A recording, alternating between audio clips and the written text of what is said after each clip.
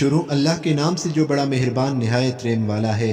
انسانی تاریخ کی سب سے تیز رفتار سواری کیا ہو سکتی ہے؟ گھوڑے، موٹر سائیکل، کار، جہاز یا ایروپلین۔ لیکن آج سے 1400 سال قبل ایک ایسی بھی سواری موجود تھی جس کی رفتار بجلی کی مانند تھی۔ اس بجلی جیسی تیز رفتار سواری کا نام براق تھا۔ شجاعت وائس سننے والے پیارے دوستوں کو دل کی گہرائیوں سے خوش آمدید اور پیار بھرا سلام۔ پیارے دوستو، وہ سواری جس پر بیٹھ کر نبی صلی اللہ علیہ وسلم سفر معراج پر گئے، براق کی خصوصیات کیا تھیں؟ اور جب نبی اس پر سوار ہونے لگے تو وہ بے لگام کیوں ہو گیا؟ کیا براق کو ماڈرن سائنسی علوم سے ایکسپلین کرنا ممکن ہے؟ جب خاتم الانبیاء حضرت محمد صلی اللہ علیہ وسلم اس کائنات میں تشریف لائے تو اللہ کو معلوم تھا کہ امت محمدیہ چاند پر قدم رکھے گی اور ستاروں پر کمندیں ڈالے گی، لہٰذا اللہ نے اپنے محبوب کو مکہ معظمہ سے اٹھا کر اپنے قرب کا اعزاز بخشا، جس کا وہم و گمان بھی عقل انسانی میں نہیں آ سکتا۔ تمام انبیاء اکرام کے معجزات ایک طرف اور حضور کا معجزہ معراج ایک طرف، تمام معجزات مل کر بھی معجزہ معراج کے درجے کو نہیں پہنچ سکتے۔ واقعہ معراج ہجرت سے 1 یا 2 سال پہلے پیش آیا۔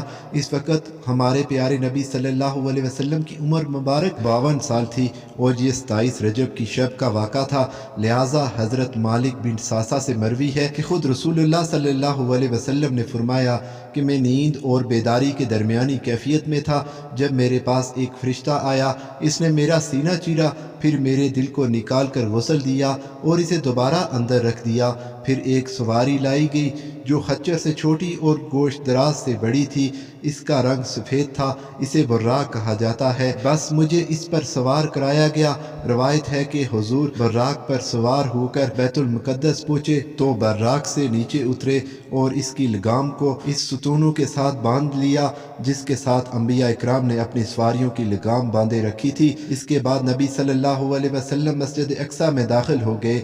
مسجد اقصی میں حضرت آدم علیہ السلام سے لے کر حضرت عیسیٰ علیہ السلام تک پیدا ہونے والے تمام انبیاء اکرام آپ کے منتظر تھے، لہٰذا حضور وہاں تشریف لائے اور تمام نبیوں کی امامت کی اور نماز ادا کی۔ نماز سے فارغ ہونے کے بعد آپ دوبارہ براق پر سوار ہو کر آسمانی سفر پر روانہ ہو گئے۔ حضور نے براق پر سوار ہو کر 7 آسمانوں کا سفر کیا جہاں کچھ انبیاء اکرام سے آپ کی ملاقات بھی ہوئی۔ پھر حضرت جبرائیل امین نے آپ کو جنت و جہنم کے کچھ مناظر دکھائے اور پھر آپ اس سفر میں کائنات کی آخری حد سے بھی باہر سدرۃ المنتہا تک پہنچے جہاں آپ اللہ سے ہم کلام ہوئے۔ امت محمدیہ کے لیے روزانہ 5 نمازیں فرض کی گئیں، شرک کے سوا تمام گناہوں کی معافی کا امکان بتایا گیا اور سورہ بقرہ کی آخری 2 آیات آپ کو تعلیم فرمائی گئی۔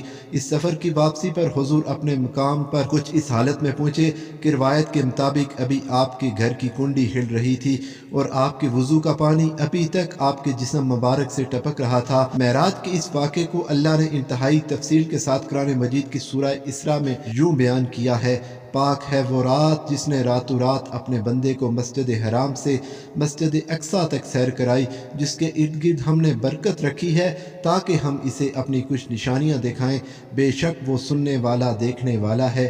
معراج کے اس عظیم سفر میں رسول اللہ صلی اللہ علیہ وسلم جس سواری پر سوار ہوئے تھے اسے براق کہا جاتا ہے۔ اب سوال یہ پیدا ہوتا ہے کہ براق کیا تھا؟ کیا یہ کوئی ایسی مخلوق تھی جو اس دنیا میں پائی جاتی ہے؟ علماء و مفسرین کے مطابق براق دراصل لفظ برق سے نکلا ہے۔ برق چمک کو کہتے ہیں، لہٰذا رسول اللہ صلی اللہ علیہ وسلم کی سواری کے لیے جو چیز پیش کی گئی تھی وہ انتہائی سفید اور چمکدار اور روشن تھی کہ اس کا نام براق پڑ گیا۔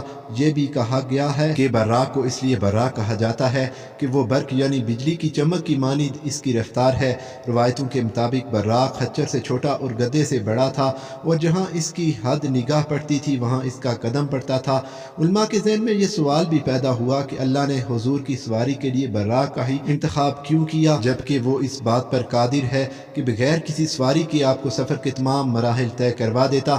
لہٰذا فتح الباری کے مصنف حافظ ابن حجر نے اس ضمن میں لکھا ہے کہ اسراء و معراج کے سفر میں سواری کے چناؤ میں بڑی حکمت ہے۔ حالانکہ اللہ اس بات پر بھی قادر تھا کہ وہ نبی کے لیے زمین کو سکڑ دیتا، لیکن اللہ نے سواری کا انتظام اس لیے کیا تاکہ اللہ کے رسول کو ان سے مانوسیت ہو، کیونکہ بادشاہ جب اپنے مقربین کو اپنے دربار میں بلاتا ہے تو اس کے لیے سواری روانہ کرتا ہے۔ کچھ علماء براق کو ایک جنتی جانور قرار دیتے ہوتے ہیں جو خصوصاً معراج کی رات کو ہی حضور صلی اللہ علیہ وسلم کی سواری کے لیے زمین پر آیا تھا۔ لہٰذا امام ترمذی نے ایک روایت نقل کی ہے کہ جب حضرت جبرائیل علیہ السلام نے براق کی لگام تھامی اور رسول اکرم صلی اللہ علیہ وسلم کو اس پر سوار ہونے کی دعوت دی تو براق حضور کو دیکھ کر کانپ اٹھا اور بے لگام ہو گیا۔ لہٰذا جبرائیل امین نے اس سے کہا کہ ٹھہر جا، اللہ کی قسم رسول اللہ سے بہتر کوئی شخص اس سے پہلے تم پر سوار نہیں ہوا۔ لہٰذا جب تاجدار کائنات محمد صلی اللہ علیہ وسلم براق پر سوار ہوئے تو وہ فخر و مسرت سے ناچنے لگا کہ آج اسے اس عظیم شخصیت کی سواری ہونے کا لازوال اعزاز حاصل ہو رہا ہے۔ بعض علماء نے یہ بھی لکھا ہے کہ براق کا چہرہ انسانی چہرے کی مانند ہے، انسان کی طرح سننے اور سمجھنے کی صلاحیت بھی رکھتا ہے۔ براق نر تھا یا مادہ، اس کے متعلق بھی کوئی مستند شواہد موجود نہیں ہے۔ واقعہ معراج اللہ کا ایک معجزہ تھا۔ جس طرح سے ہر معجزے کو سمجھنا اور ثابت کرنا انسانی عقل کے لیے ممکن نہیں، اسی طرح سے معراج کے اس سفر کو سمجھنا انسانی ذہن کے لیے ناممکن ہے۔ لیکن جدید فزکس نے گزشتہ صدیوں میں ایسا نظریہ پیش کیا ہے جو قابل غور ہے۔ آئنسٹائن پچھلے صدی کا سب سے بڑا سائنٹسٹ مانا جاتا ہے۔ اس کی تھیوری آف ریلیٹیوٹی جدید فزکس کی بنیاد ہے۔ آئنسٹائن نے اس تھیوری میں بتایا ہے کہ اگر کوئی شخص اس کائنات میں روشنی کی رفتار سے سفر کر پائے تو اس کے لیے ٹائم رک جاتا ہے۔ اس نے ایک مثال پیش کی، اگر کوئی شخص ایک ایسی سواری میں سفر کر رہا ہو جس کی رفتار لائٹ کے برابر ہو تو اس کے لیے وقت تھم جائے گا، اور جب وہ شخص کئی سالوں بعد زمین پر واپس آئے گا تو یہاں کچھ ہی سیکنڈ گزرے ہوں گے۔ وقت کے اس فرق کو فزکس میں ٹائم ڈیلیشن کہتے ہیں۔ اس سائنسی ٹرم کو سمجھنا سفر معراج اور براق کو سمجھنے کے لیے بہت ضروری ہے، کیونکہ براق کی رفتار بھی روشنی یعنی برق کی رفتار کے برابر تھی۔ اسی وجہ سے اس سواری کا نام براق تھا۔ لہٰذا آپ صلی اللہ علیہ وسلم جب اس رفتار سے سفر معراج کرنے کے بعد واپس تشریف لائے تو وقت بالکل نہیں گزرا تھا، اور آپ نے کئی سالوں کا سفر چند لمحوں میں ہی طے کر لیا تھا، جسے آج 21ویں صدی کے سائنسدان ٹائم ڈائلیشن کی شکل میں تسلیم کرتے ہیں۔ لیکن آج بھی انسان اسپیس ٹیکنالوجی میں اتنا آگے نہیں بڑھا کہ ہر سوال کا جواب سائنس کی بنیادوں پر دے سکے۔ اس رات اللہ نے نبی صلی اللہ علیہ وسلم کو اس مبارک سفر کے لیے قوت بخشی تھی۔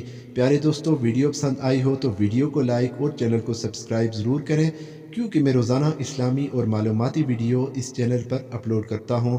اللہ ہم سب کا حامی و ناصر ہو۔